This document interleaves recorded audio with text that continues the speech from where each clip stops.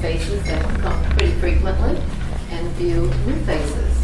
I would like to invite you, before you leave, to go throughout Campus House Museum and see the wonderful art that is on exhibit.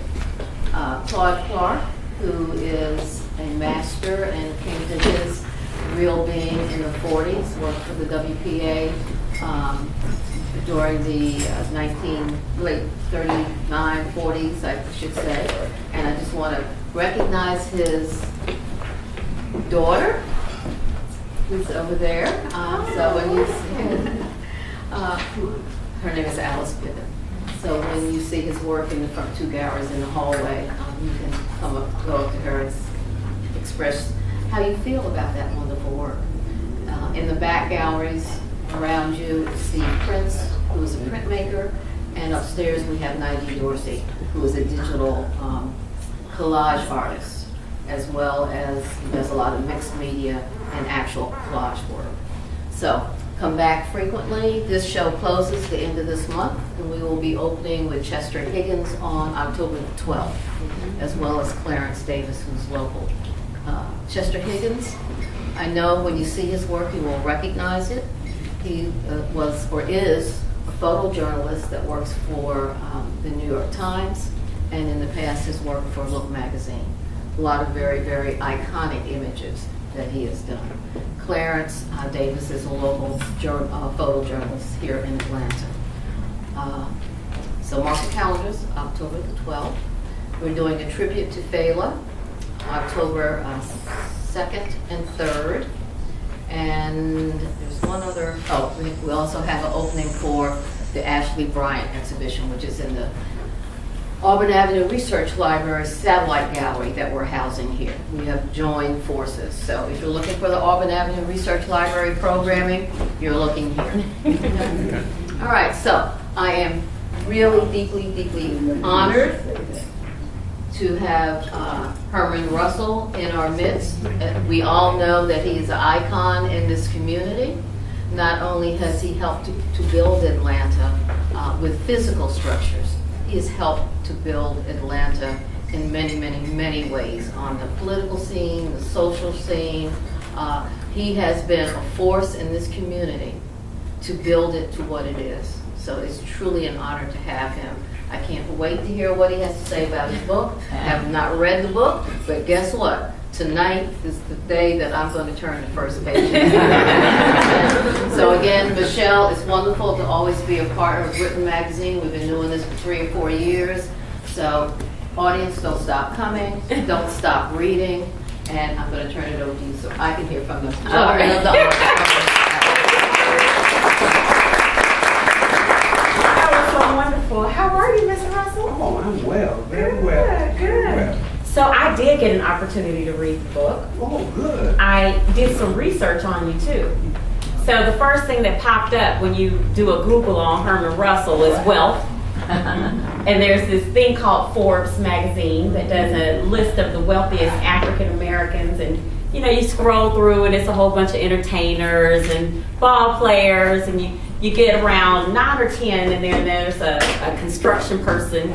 Scroll down a little bit more, and then sandwiched in between, you know, some people we know like Jay-Z and Beyonce and such, is this young man from Atlanta, Georgia, Herman Russell. Wow. From the segregated South. Look at you. Well, we are very fortunate to be here because swings are not what it used to be. Okay. We are very fortunate that we can say that we had enough reserve to be here, but it's nothing like it used to be. Yeah. We can't do what we used to do. Times have changed. Have changed. But when you started, because I opened the book and the book begins with you didn't want to make a couple of nickels, you wanted to create a business. And when your father told you had to go down to City Hall and get permission, and the thing that struck me about that whole story was that neither one of you all were afraid. He sent you down there. You were met with resistance that was unlike what any person your age probably would have been able to deal with and handle with any type of respect. But not once in any of those pages were you or your father afraid. And I admire that so, and don't know if put in the same position how many people would have responded the same way. Well, that's when Herman Russell reborn Okay. at that particular meeting, because I went down to want to shine shoe on a vacant lot. Mm-hmm. And what happened to me with my problem in pronouncing words and all, when I try to get the word out that I'm here and want to use this little lot to sit on, Mm-hmm. to shine shoes, and finally, when the guy realized what I was trying to say, he looked at me and said, "Look, nigga, why you can't shine shoes on your front porch?" Well, that just really made a difference at that moment in my life. I went ahead and I said, well, no white people gonna come out here, unpaid road, bad area. Right. And so I went ahead anyway. Yeah. And I always was taught by my parents to obey. But that was one time that I had to follow what God was telling me to do. Right. Yep. Yep. It was impressive that not only did you go ahead with your God-given right to make your business, but you thrived and prospered, and it helped pave your way to Tuskegee, where you learned all the tricks of the trade. I don't know about all of this, but I was able to go to Tuskegee and take up building construction, and it was a very fortunate situation for me because I saw coming into Tuskegee some of my role models. Mm-hmm. A fellow named Cheek Acre, he owned all of this land around here. I don't know, it's way before your time. Give you an idea what he owned. You know where the Wyatt, Uh-huh. that's one of his projects. Oh, wow. Yeah. Oh, wow. And he was my hero. And you got to have people that you admire, Right. and he was one. Well, you have throughout the book pearls of your wisdom that you've learned as an entrepreneur. There's so much history in this book if you didn't know, and even if you thought you knew, because I thought I knew. I've been here for about 16 years, but there's plenty that I didn't know. And the first thing that kind of touched and resonated with me as an entrepreneur was a truly entrepreneurial mind is always looking for new ways to make money. And every turn in this book, when you are either faced with opposition or an opportunity, you went with your instinct, whether or not it panned out right or the way you hoped it would. You went with your instinct and went with it. And then if you had a lesson to learn at the end of it, lesson learned, but it never made you doubt yourself. Where does that come from? Well, I think it came from not having really nothing drawn up. Mm-hmm. When you have to walk in the rain and your shoes get full of water. When you have to realize that you have to make a payroll to order to pay your people. Yeah. And I'm fortunate that you don't have the dollar today that you used to have, because trains is just so rough. But we all gonna make it, because we all realize that if we're gonna do it, we got to do the right thing and do it together. Yes, yes, has to be done together. Yeah. You took, at 16, you took a couple $100s and went down to City Hall and bought you a piece of property? It was 150. $150. So at 16 years old, you were a landowner, and then you turned around with some sweat equity from some friends and built property on that. And after, a little confusion in there, you were able to use that to help spur everything else that you did for the rest of your career. No, let me tell you what really happened. Okay. All right.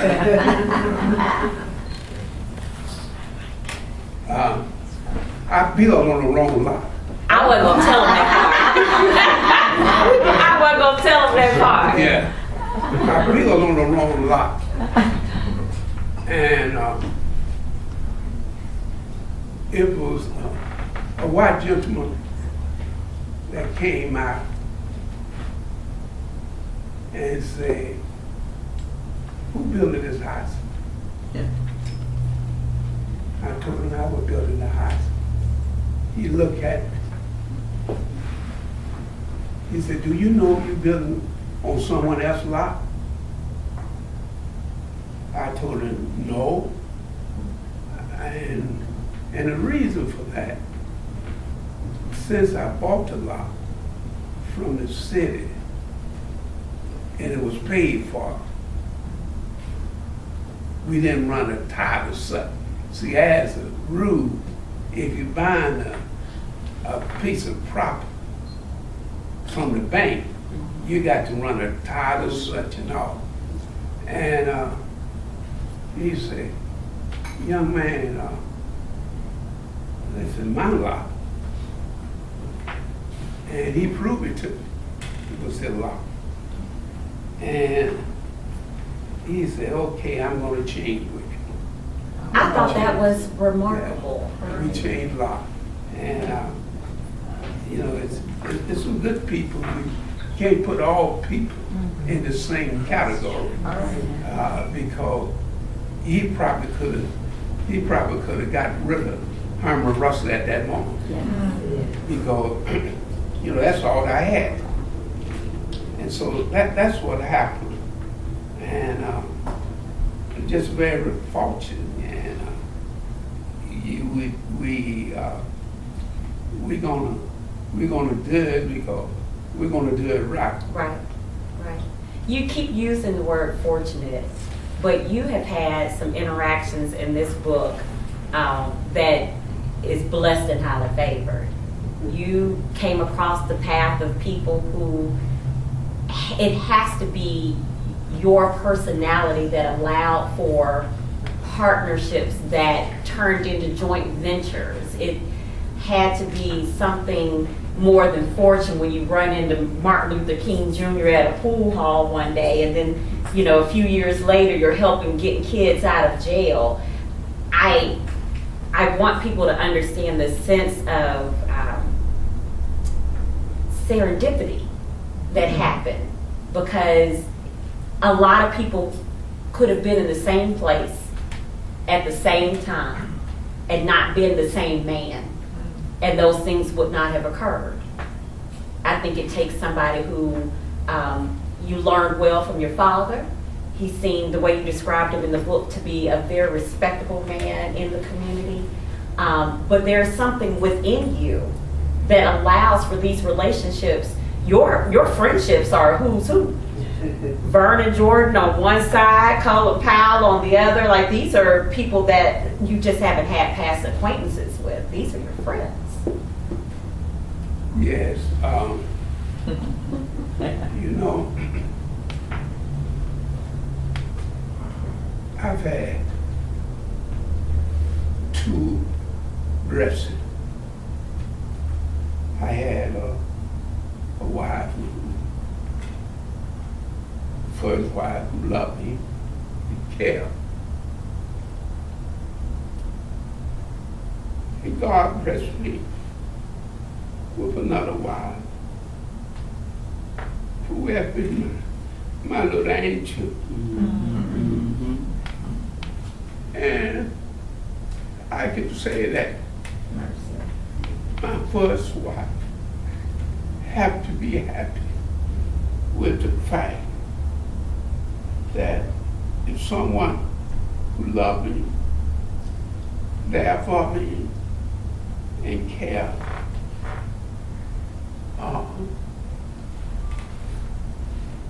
we realize that if you do the right thing, things gonna happen.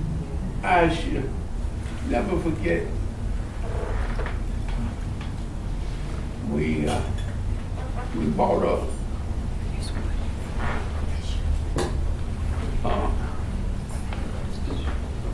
a new car, and that car was paid for, and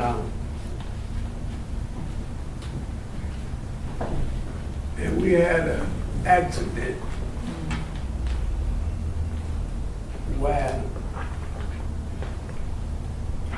the police want to know who the hell that type of car was doing in this neighborhood. And what happened was that I knew that it was paid for, and I didn't have anything to worry about. And when he asked who car that belonged to, I told him it was mine. Right. That was the Buick, right? It was a Buick. Mm-hmm. It was a Buick. And I also knew, with common sense, that I had about 50 or more Afro-Americans around me at that time. So the bottom line of it, I always believe that you should have an open mind and run your business like the UN. Okay. And that's what I always try to do, to run it like the UN. Right. And it's consequent. When you do that, you're gonna have some people who would be there for you and to help you. And I think that's what have happened to me, because I love people. I remember when the carousel, I don't know, some of you all know the carousel, that carousel used to be where a pastor restaurant. Right. And we believe in having people at that time come and mix, and it wasn't no problem. Mm-hmm. The police turned it back on. Mm-hmm. And so, we just we were at the right place at the right time, loving people. Yeah. We love people. Yeah. Your first wife passed away in 2002 Yeah, but yeah. for breast cancer, and you tell the story of your lives together and your 3 children, and when you talk about loving people, how you all open your homes to people who were in need or tried to help out, and when Miss Coretta Scott King needed assistance with the King Center, you were there. And one story that I think most Atlantans may or may not have heard of, but I think is worth pulling out, was your role in the civil rights movement. Because everybody's role wasn't to march. Somebody had to be there when people went to jail, and you open your wallet and you talk about in the book how you would meet with kids that you may not have known, white, black, or any other, but as long as they were on the right side of justice, you were there to help them and make sure that they could get out and continue doing what they were doing. And I know that that's not something that you went around publicizing, but I think it's something important to bring out, because there were many roles that gave us the opportunities that we have today, and you played a very vital one in that with the Atlanta Inquirer and helping start that publication as well. There were many opportunities that you lended your hand, your voice, and your influence, and your resources. Yes. Yeah, well, when you love people, it's easy. When you don't carry hate around in your heart, it's easy. You can do so much together, and you got to make sure that your heart is right. Yes. And when you play the game, want to make sure that everybody have an equal chance. Yeah. And that's what turned me on. You know, I'm not a drug person, but I don't think nobody on drugs is more excited I am to get up and go to work in the morning. All right. That's your own drug. And you went to work. Like, there are some people who have a hard time doing one thing at a time, but you had your hands on a little bit of everything. Concessions at Hartsfield-Jackson, the creation of Hartsfield-Jackson. It's hard to throw a stone around Atlanta without there being a building that you haven't had some type of influence in some way or the other, even internationally, like the office in Cairo, like reading those type of things. And did you ever imagine that your experience would grow that broad? Well, no, not in Cairo. Everybody say I look like Saddam.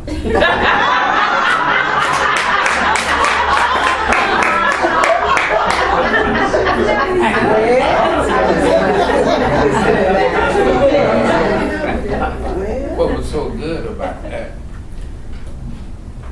I never dreamed that I would be working for Saddam and the U.S. government. And so our pay was shared by both countries. And eventually, you know, we got every penny that were owed to us. Oh, good. But it just, you know, it just didn't happen overnight. Right. So, you know, we just so fortunate. You know, you just have to use a little common sense, you know, as you go along. We think that we all want to understand the dynamic. Our rough train right now. We consider ourselves very fortunate that we can be immense. Mhm. And we, you know, it's wonderful to be at the right place at the right time. Yep. And you're a tough cookie. Like starting back from the high school tackler, hitting everything that was on the field, and being the high school football star, and to all the things that you had to face in life. And you mentioned having been blessed with 2 angels, so I want to acknowledge Mrs. Russell, Miss Sylvia Russell, who is here with us today. So she has helped you a lot with everything, so we can give her a round. And your wonderful babies. I guess we can't call them babies anymore, huh? They're running the shop now, huh? Yeah. We just so fortunate. I have a daughter, and there's no trust about it Yeah. that she gonna be the person ahead Mm-hmm. and running our operation.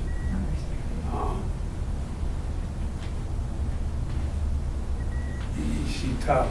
Yeah. She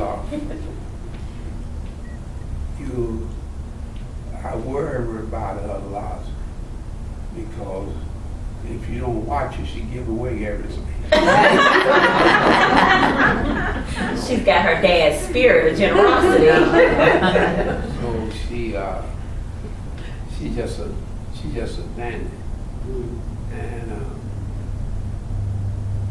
as you know, today and tomorrow, we all will know about the tax that we all owe. Mm-hmm. And so, you know, it's just good to have friends. Mm-hmm. It is. It's good to have It friends. is. And you made a lot of them. Out of all of the things that you've accomplished, when you sit back and look over your life, is there one thing that you look back and say, that is my proudest moment? That's a good question. It's a tough one. I really think it would be both of my wives.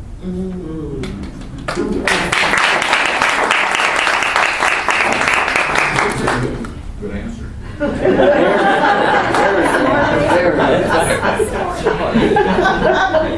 And in the book, Mr. Russell shares some photos with him and his family, and both the weddings are in here, so that's a wonderful testimony.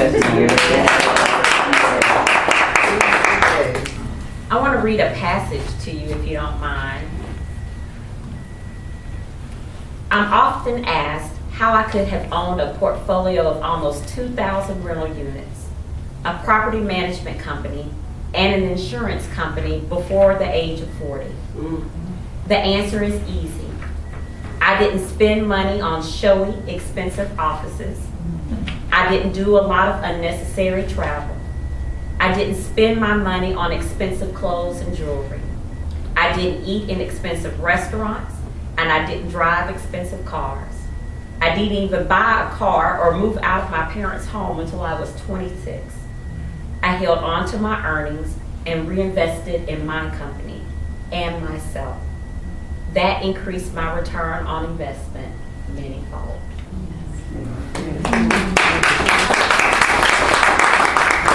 If you had advice for entrepreneurs, that I'm sure there are plenty like myself that are sitting here that want to know what is one thing that helped you to achieve the things that you have achieved, what would that advice be?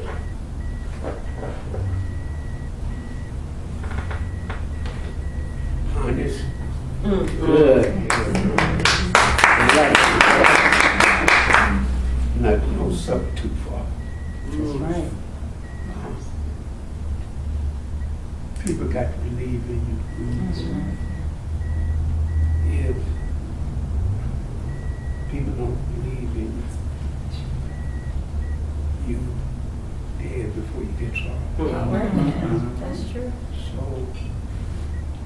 There's no substitute for hundreds. And you would, nobody's right all the time. We all been carried by if people believe in you, they would go the extra mile. Because they're buying you before they buy Herman Russell Construction, right? That they don't know, you can't drag the building in with you, that you're the person in the room. That's right. That's right. So my second passage, and then I'm going to share him with you all because I will talk to Mr. Russell all day. But my second passage that I wanted to read, all things being equal, your success and profitability is related to the quality of your work, and the quality of your work determines the kind of reputation you will carry. A bad reputation can kill a business and a career. In business, your good name is your most important asset. I've never been a jealous person until it comes to my reputation. I don't want anyone to be able to say a bad thing about me or the quality of my work. Even back in college, I made sure my employees understood that, friend or not, I'd drop any or all of them fast before I let them hurt my reputation because of shoddy workmanship.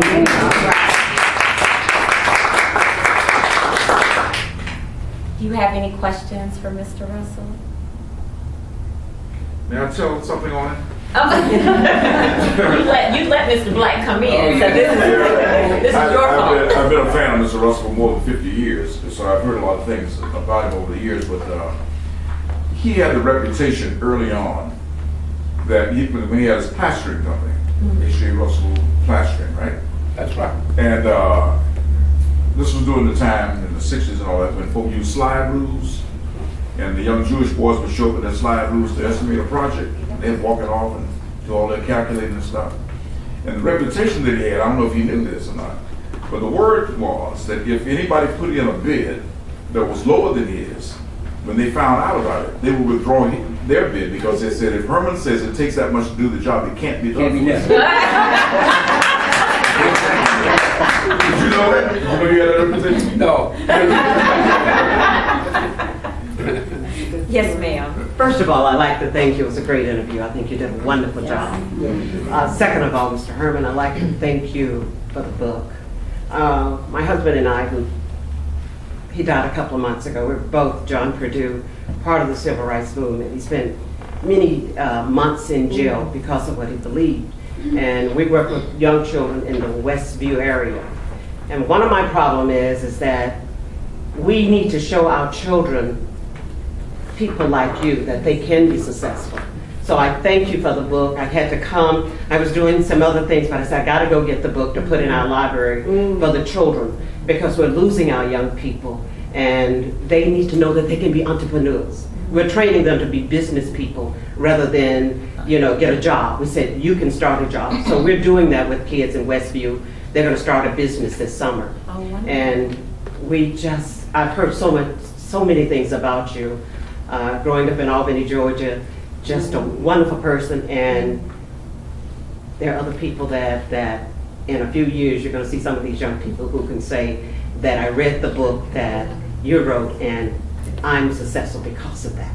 So I thank you. And that's the greatest satisfaction anybody could give me. Oh, That's what we want to happen. yes, and I thank you. Thank you. Thank you for sharing that. And good luck to you on that. That's a wonderful endeavor. They're doing it. Yes, ma'am.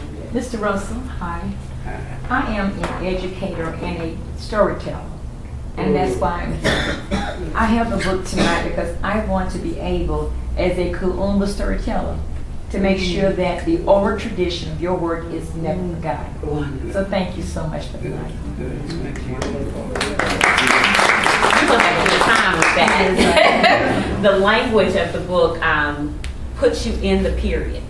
It brings everything to life, and read plenty of autobiographies and stories, but not everyone does what we call bleed on the page. Because there's often times where you can edit yourself to look one way or the other, and that's not what happened in these pages. You were very transparent in everything that happened, and that's when you know you got a good person on the inside, because they didn't have to edit what happened. They were able to show all the sides, and it still come up good. Thank you. Yes, ma'am. I have a question. Mr. Russell, we thank you for not just building buildings, but building neighborhoods and communities.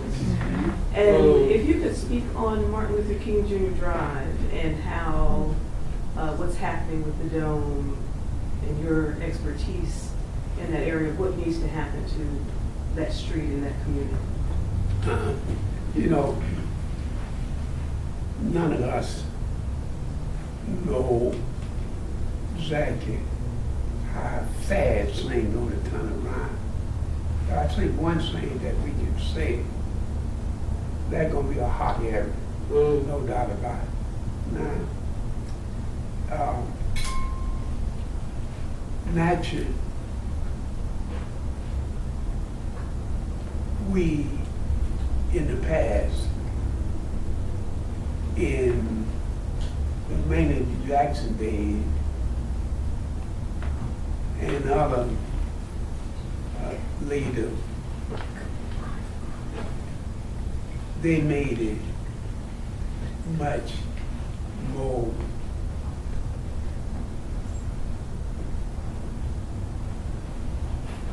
easy. I shouldn't say easy, but let me find another word. They were a little more optimistic. And we think that we sort of got it together and we gonna pick up and improve things where everybody understands that we got to work together. And what he has done, really sort of speaking of the mayor, he's making sure that these opportunities will remain for Afro-Americans. Now, we feel like that we all, I'm an independent person. I have voted for one of my favorite people that I voted for, believe it or not, was Nixon.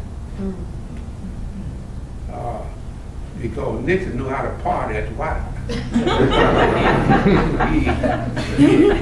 he didn't let anything go by. Right.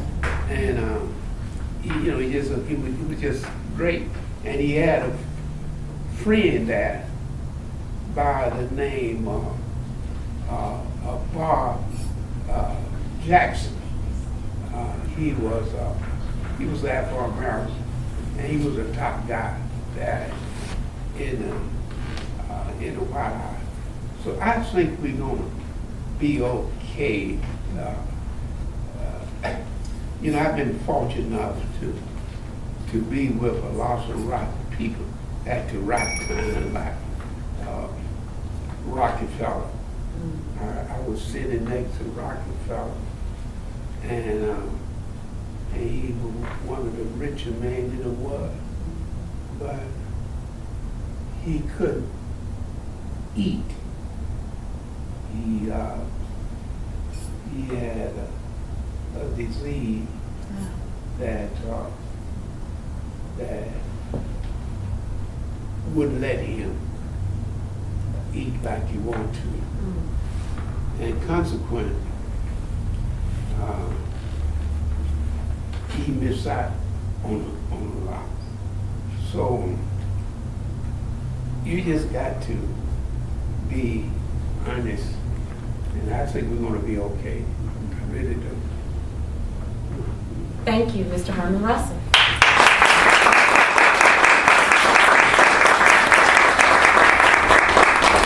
So if you purchase your book, Mr. Russell was kind enough to pre-sign our books for us, so you already have his signature. I don't know if we have time for any pictures. Do you feel like taking a few pictures, Mr. Russell? I mean, whatever you all tell me to do. Oh. Let's take our I just want to say that I know all of you will agree that this was a very, very special time in all of our lives, just to be in the presence, but the interaction in an intimate setting. And Michelle is always just a wonderful interviewer. So remember, we do Wine and Words frequently. She's always in this role. She's just fabulous. I just also want to remind you that this is a very special place, and it's your space. Hammond's House Museum belongs to the community. It belongs to you. We need your support, not just financially, but physically. Come, be a part of this. I failed to introduce Charles Black, who's a board member. And the last thing I want to say is, as you listen to people ask questions and make comments, there's a lot of common thread. Don't just leave. Shake someone's hand. Find out who they are. Find out a little bit about their story. There's a wealth of information here. Okay. Again, thank you all for being a part of this wonderful evening. Thank you.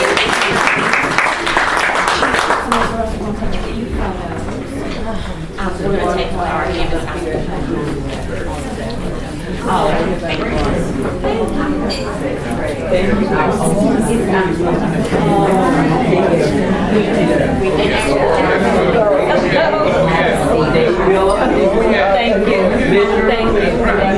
Okay, so we're going to take our campus house picture. Martha, we're going to take our picture first. You're going to take it with this. Of course, the dad's signature. No, you're fine. Okay, yeah. Barely made it, girl. It's a long time. Yes, ma'am. If you give me 1 second. Am I just Oh, thank you. just flowed? It wasn't. They're over here ready. Oh, goodness. And it might get knocked out. I'm not getting rid now.